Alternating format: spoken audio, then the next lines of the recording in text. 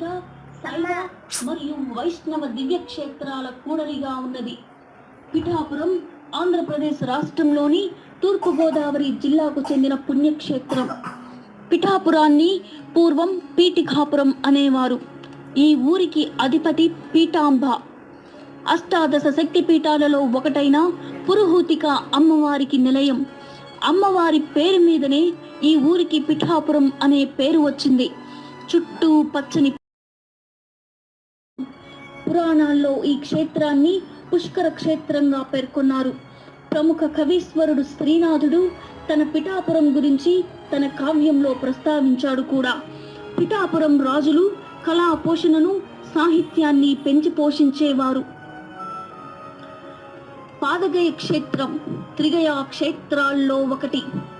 పితృముక్తి క్షేత్రంగా ప్రఖ్యాతిగాంచినది ఈ ఆలయం. శివం అంటే మంగళం అని అర్థం. శుభాలను ప్రసాదించువాడే శంకరుడు. శివనామ స్మరణ వలన, శివపూజ వలన సమస్త పాపాలు నశించి సకల శుభాలు చేకూరుతాయని ఆధ్యాత్మిక గ్రంథాలు చెబుతున్నాయి. అలాంటి పరమశివుడు తన లీలా విశేషాలలో భాగంగా ఎన్నో ప్రదేశాలలో ఆవిర్భవించాడు. వాటిలో పిఠాపురం ఒకటి.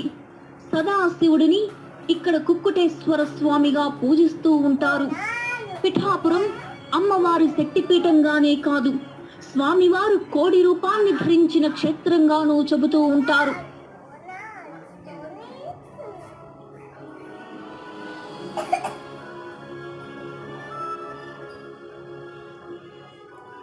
శ్రీ గురుభ్యో